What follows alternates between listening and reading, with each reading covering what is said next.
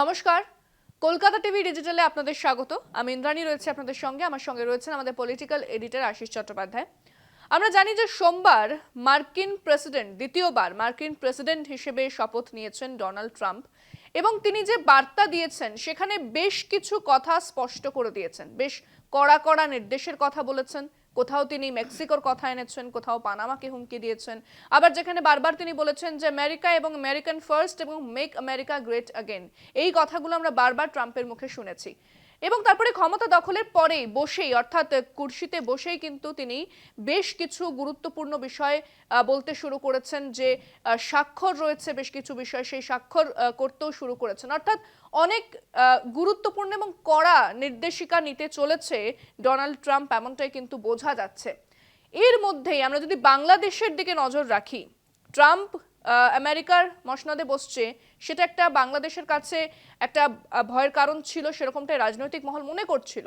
এরই মাঝে কিন্তু মোহাম্মদ ইউনূস, বাংলাদেশের যে অন্তর্বর্তীকালীন সরকারের প্রধান যিনি রয়েছেন মোহাম্মদ ইউনূস, তিনি কিন্তু সুইজারল্যান্ডের দাভোসে চলে গেছেন। সেখানে একটি বিজনেস সামিট রয়েছে, সেখানে অংশগ্রহণ করবেন সে অনুষ্ঠানে, এমনটাই জানানো হয়েছে, সেখানে গেছেন। তাহলে কি ট্রাম্পের এই সময়টাকেই তিনি কেন বেছে নিলেন দেশ ছাড়ার, যে প্রশ্নটা বারবার উঠে আসছে? তাহলে কি তিনি দেশে ফিরবেন? কি হতে চলেছে আগামী? আশিসের কাছ থেকে জানবো। একেবারেই ইন্দ্রাণী, যে ভারতীয় উপমহাদেশের জন্য ট্রাম্পের রাষ্ট্রপতি হওয়াটা অনেক ব্যাপারে প্রভাব ফেলবে। অনেক ব্যাপারে অনেক পরিবর্তিত অবস্থার সঙ্গে ভারতীয় উপমহাদেশকে মানিয়ে নিতে হবে বা মোকাবিলা করতে হবে। তার মধ্যে একটা হচ্ছে বাংলাদেশ, এবং সেটা খুবই গুরুত্বপূর্ণ। প্রথমেই যেটা খবর সেটা দিয়ে রাখি, যে আগে এরকম কথা শোনা না গেলেও হঠাৎই সোমবার মোহাম্মদ ইউনূস, বাংলাদেশের যে অন্তর্বর্তী প্রশাসনের প্রধান উপদেষ্টা, তিনি সুইজারল্যান্ডের দাভোস গেছেন ওয়ার্ল্ড ইকোনমিক ফোরামের মিটিংয়ে যোগ দিতে। তিনি তো অর্থ মন্ত্রকের দায়িত্বপ্রাপ্ত নন, তিনি প্রধান উপদেষ্টা। এই সব জায়গায় সাধারণত অর্থমন্ত্রী বা অর্থ মন্ত্রকের দায়িত্বপ্রাপ্ত ব্যক্তিরাই যান। হঠাৎ সেখানে মোহাম্মদ ইউনূস চলে গেছেন। এদিকে সোমবারই ভারতীয় সময় রাতের দিকে ট্রাম্প শপথ নিয়েছেন, এবং শপথ নিয়ে একটা নয়, দুটো নয়, ৮০টি নির্দেশিকায় সই করেছেন।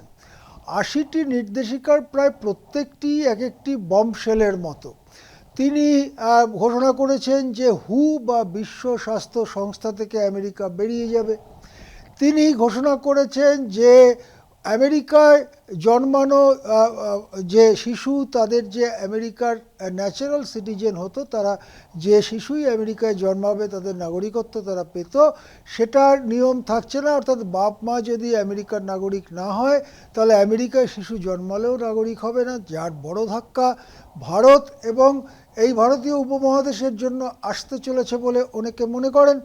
তিনি বিশ্বব্যাপী জলবায়ু চুক্তি প্যারিস এগ্রিমেন্ট থেকে বেরিয়ে গেলেন। এক কলমের খোঁচায় তিনি বেরিয়ে গেলেন।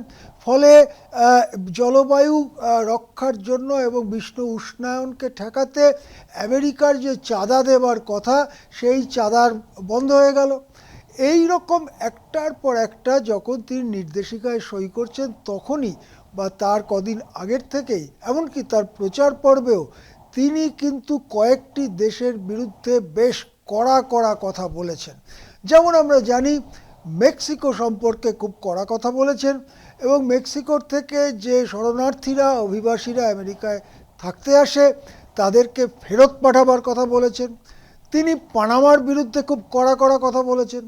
তিনি বলেছেন যে ডেনমার্কের অন্যতম অংশ গ্রিনল্যান্ড আমি কিনে নেব, এই ধরনের কথা তিনি বলেছেন।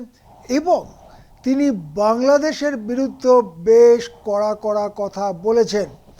এর আগেই তিনি বলেছেন যে বাইডেন প্রশাসনই দায়ী বাংলাদেশের এই অবস্থার জন্য, যেখানে বাংলাদেশের সংখ্যালঘু হিন্দুদের ওপরে প্রবল অত্যাচার চলছে।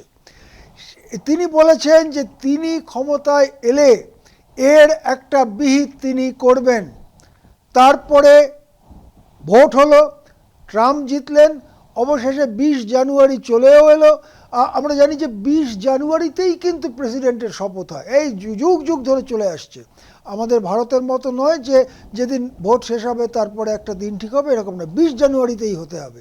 আর এটা যদি রোববার পড়ে তাহলে সে সোমবারে হবে শপথ গ্রহণ। সুতরাং নির্ধারিতভাবে 20 জানুয়ারি শপথ হয়েছে। 20 জানুয়ারি শপথে ভারত নিমন্ত্রণ পেল, ভারতের পররাষ্ট্রমন্ত্রী আমন্ত্রণ পেয়ে গেলেন এবং তিনি প্রথম সারিতে বসলেন। ইউনূস কিন্তু আমন্ত্রণ পেলেন না। বাংলাদেশ প্রশাসনের কেউ ওখানে গুরুত্বপূর্ণ জায়গা পেয়েছে বলে কোনো খবর নেই। সুতরাং বাংলাদেশকে শপথ গ্রহণ অনুষ্ঠানে কোনো গুরুত্ব না দেবার যে ব্যাপারটা, সেটা কি এমনি এমনি? অনেকেই মনে করে যে আসলে যেমন বাংলাদেশের পরিস্থিতি নিয়ে ট্রাম্পের একটা মতামত আছে, তেমনি ইউনূসের ওপরেও হাড় চটা হচ্ছে এই ট্রাম্প। কেন? তার কারণ 2016 সালে যখন আমেরিকার রাষ্ট্রপতি ভোট হয়েছিল, তখন এই ট্রাম্পের বিরুদ্ধে দাঁড়িয়েছিলেন হিলারি ক্লিন্টন। হিলারি ক্লিন্টন ছিলেন ট্রাম্পের প্রতিদ্বন্দ্বী। তখন এই ইউনূস অনেক সময়, বেশিরভাগ সময় মার্কিন যুক্তরাষ্ট্রে কাটাতেন। তিনি সে সময় ওই হিলারি ক্লিন্টনের সমর্থক হয়ে পড়েন, এবং শুধু সমর্থক না, সেটা তো বলেছেন 5 জায়গায় যে হিলারিকেই ভোট দেওয়া হোক। তিনি অনেক টাকা চাঁদাও দেন হিলারিকে, কিন্তু শেষ পর্যন্ত ওই ভোটে হিলারি হেরে যান, ট্রাম্প রাষ্ট্রপতি হন। তারপরে তখন শেখ হাসিনা বাংলাদেশের প্রধানমন্ত্রী। বাংলাদেশ থেকে একটি প্রতিনিধি দল ট্রাম্পের ওখানে যায়, আমেরিকায় যায়, যে ট্রাম্প যে রাষ্ট্রপতি হয়েছেন তার জন্য তাকে অভিনন্দন জানাবার জন্য। তারা যখন ট্রাম্পের কাছে গিয়ে হাজির হয়েছে, ট্রাম্প সামান্য 2-1 কথা বলেই বলে, ওই লোকটা কোথায় যে হিলারিকে অনেক টাকা দিয়েছে, আমার বিরুদ্ধে খুব প্রচার করেছে। তখন থেকেই এটা প্রকাশ হয়ে পড়ে যে ইউনূসের সঙ্গে ট্রাম্পের এই বন্ধুত্ব যে কীরকম বন্ধুত্ব, সেটা প্রকাশ হয়ে পড়ে। তারপরে যখন ইউনূস ঘটনাচক্রে শেখ হাসিনা দেশত্যাগ করার পরে ওখানে অন্তর্বর্তী প্রশাসনের প্রধান হন, তখন ট্রাম্পের বিরক্তি ট্রাম্প মোটেই গোপন করেননি। এই অবস্থায় ট্রাম্প শপথ নেওয়ার দিনই তড়িঘড়ি ইউনূসকে কেন সুইজারল্যান্ডে যেতে হলো? তিনি কি জল মাপতে গেছেন? তিনি কি ওখানে থেকেই বাংলাদেশ সম্পর্কে মার্কিন রাষ্ট্রপতি কোন সিদ্ধান্ত নেন, কোন পথে যান, সেইটা বুঝতে গেছেন? এমনকি যে যদি খুব পরিস্থিতি সুবিধাজনক না হয়, তাহলে কি বাংলাদেশে ফেরবার কথাটাও আরেকবার ভেবে দেখবেন মোহাম্মদ ইউনূস? সুতরাং মোহাম্মদ ইউনূস যে সোমবারই ট্রাম্পের শপথের দিনেই বাংলাদেশ ছেড়ে দাভোস চলে গেলেন, সেটা কিন্তু বেশ গুরুত্বপূর্ণ একটা ঘটনা। হ্যাঁ, সেই বিষয়টাই তো বারবার প্রশ্ন উঠছে যে এই দিনটিকেই কেন মোহাম্মদ ইউনূস বেছে নিলেন সুইজারল্যান্ড যাওয়ার, যে প্রশ্ন এবং যে ব্যাখ্যা আশিসদা করলেন। আজকের আলোচনা আমরা এখানেই শেষ করছি। অনেক ধন্যবাদ আশিসদা। অন্যান্য খবরের জন্য নজর রাখতে হবে কলকাতা টিভি এবং কলকাতা টিভি পর্দায়। দেখতে থাকুন কলকাতা টিভি, রাত 3, 7।